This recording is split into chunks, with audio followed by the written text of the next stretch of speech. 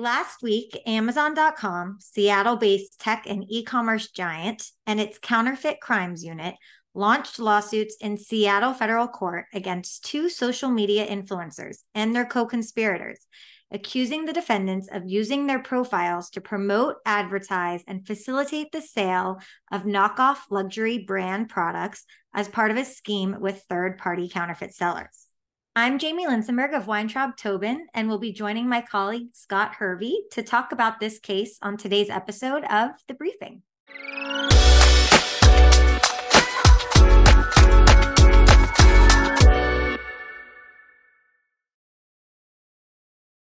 Thank you for joining me today, Jamie. Can you provide us with a quick recap of the lawsuits? Sure. In the filed complaints, Amazon alleges that influencers Ashley Howitt and Cameron Russell posted links on Instagram and other social platforms to direct their followers to dupes of Prada, Hermes, Chanel, Louis Vuitton, Christian Dior, and other designer accessories through hidden links leading to seemingly generic product listings in the Amazon store. The lawsuits say that both influencers collaborated with a series of retailers on, per the complaints, sophisticated campaigns of false advertising in an attempt to evade Amazon's counterfeit and infringement detection tools. Amazon alleges that both influencers used the same seedy method to avoid getting caught.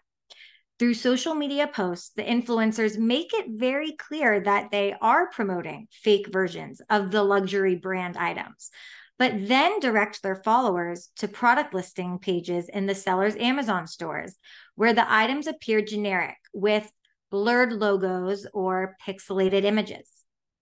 Amazon's complaint against Howitt says that she openly acknowledged that the products were fake, informed her followers that they would receive products bearing luxury brand trademarks, and urged them to order the products before Amazon could take down the listings. According to the lawsuit against Howitt, Amazon investigators ordered some of the products that she advertised and confirmed they bore the stolen brand names and logos. Both Howitt and Russell, of course, received commissions for sales via the links they shared on their social media channels. Yeah, the crux of the case against the influencers, there's a number of charges against the manufacturers of the counterfeit goods, which are allegedly Chinese manufacturers located in various provinces of China. But the crux against the influencers is 15 U.S.C. 1125A, which is part of the Lanham Act.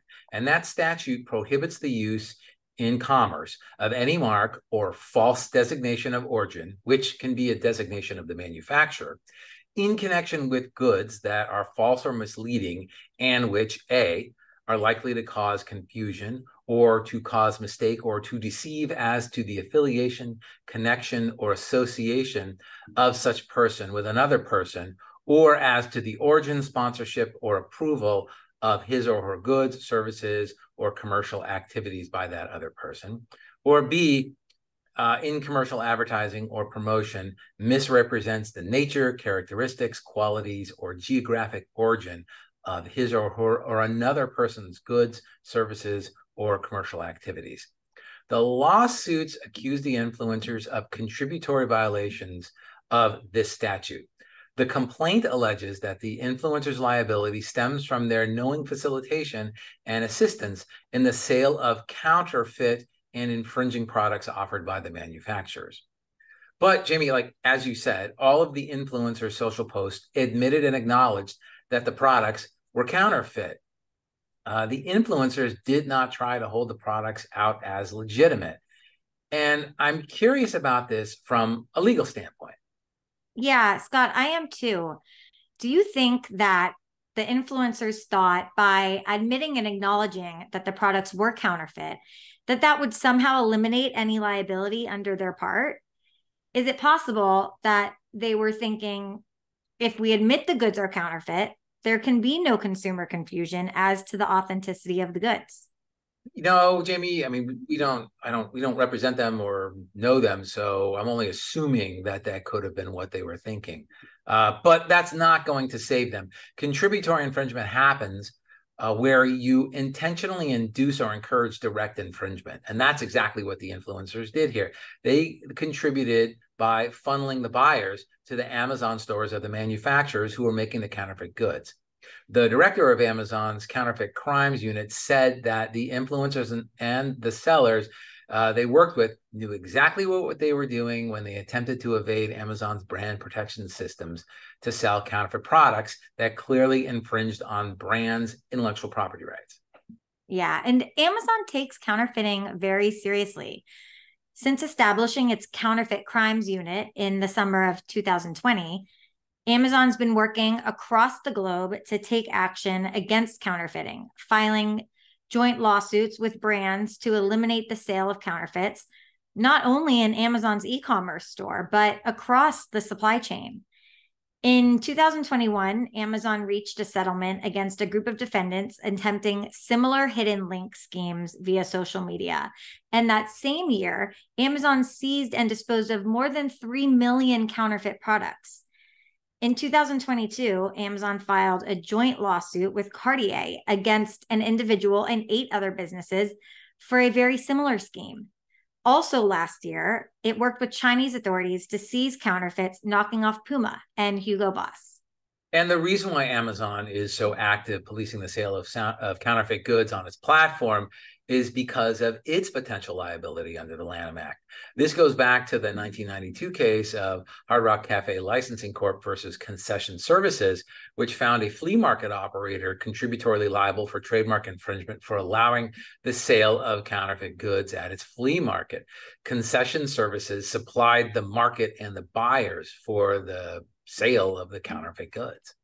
Counterfeiting, unfortunately, is a long time issue in the fashion industry, and luxury brands have typically been the target of such knockoffs. Amazon strongly supports legitimate content creators who strive to help their followers discover new products and really understands the vital role that influencers now serve for consumers and businesses around the globe.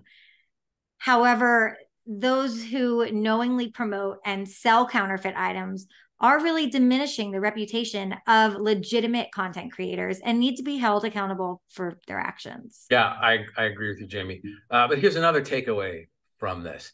And this is for, I guess, a bit of advice for all influencers who may seek to partner with foreign manufacturers in such a scheme. So my guess is that in this case, the influencers are going to be the ones left holding the bag.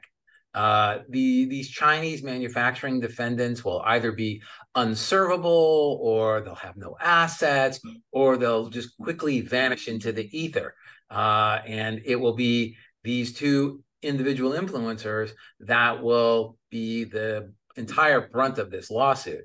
And also, that's not the end of the bad news for these influencers. They're probably going to face lawsuits directly from the brands themselves. That's right. Thanks, Scott. Thanks, Jamie. Thank you for joining us on this episode of The Briefing. We hope you enjoyed the episode. If you did, please remember to subscribe, leave us a review, and share the episode with your friends and colleagues. And if you have any questions about the topics we covered today, leave us a comment.